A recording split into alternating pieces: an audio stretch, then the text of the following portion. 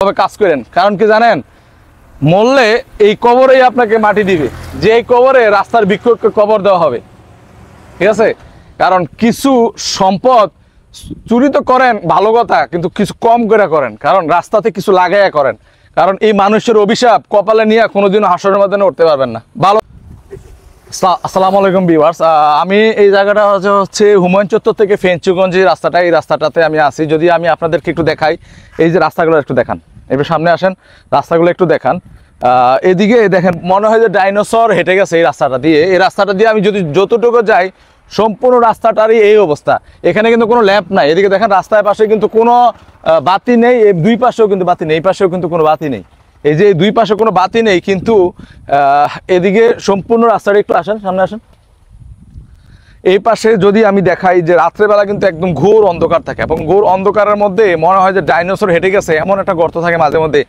এই গর্তটা যদি আমি মাপি এবং যদি দেখি, এই গর্তটা সম্পূর্ণ গাড়ি আছে এই গর্তটা যদি আমি মাপি, তাহলে দেখবেন যে এই গর্তটা কত ইঞ্চি। গর্তটা এক একটা গর্ত আপনার যদি পা ফেলান, তাহলে বুঝবেন যে কতটুকু গভীর।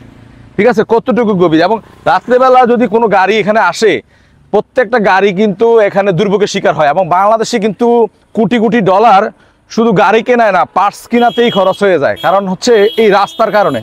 এই সম্পূর্ণ দায়ভার হচ্ছে রাস্তার। এবং আমি মনে করি সড়ক বিভাগের লোকগুলো কি এদিকে আসা যাওয়া করে না? তারা কি এদিকে আসা যাওয়া করে না? কারণ তারা দেখে না, তাদের চোখে কি পড়ে না যে এই যে গাড়িগুলা মানুষ আসা যাওয়া করতেছে, এবং এই রাস্তাগুলো যে ভাঙ্গা। এই একটা ইট দিছে, দেখেন অবস্থা, এই একটা ইট দিছে, এই একটা ইট কি এটার সমাধান? এবং এই যে রাস্তা দেখেন কতটুকু গভীর দেখেন আপনি রাস্তাটা একটু দেখেন। সামনে আসেন, জুম করে দেখেন, সামনে জুম করে দেখেন, এমনি দেখেন, সামনে এসে দেখেন কতটুকু গভীর। এতটুকু গভীরের মধ্যে সম্পূর্ণ রাস্তাটাই অবস্থা। এদিকে দেখেন, এদিকে খাল উঠে গেছে, ওইদিকে খাল উঠে গেছে, এদিকে খাল উঠে গেছে।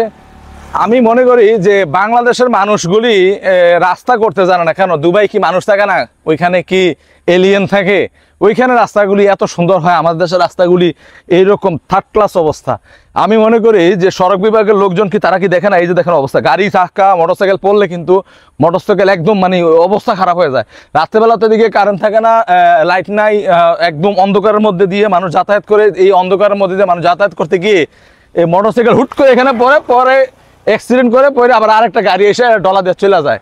তো একদম তো ঘোর অন্ধকার থাকে, যার মধ্যে দিয়ে মানুষ চলাচল করে। তাই আমি এই দেশের জনগণের কাছে এতটুকুই রাখবো যে এই দেশের মানুষ যারা কন্ডাক্টর, যারা কাজ করে রাস্তার, আল্লাহর রাস্তে একটু সুন্দরভাবে কাজ করেন। কারণ কি জানেন, মরলে এই কবরেই আপনাকে মাটি দিবে, যে এই কবরে রাস্তার বৃক্ষকে কবর দেওয়া হবে।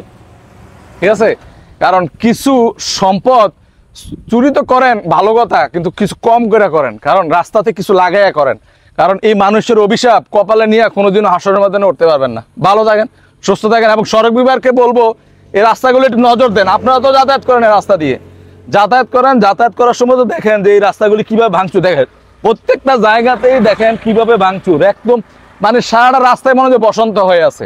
ভালো থাকেন, সুস্থ থাকেন। আসসালামু আলাইকুম।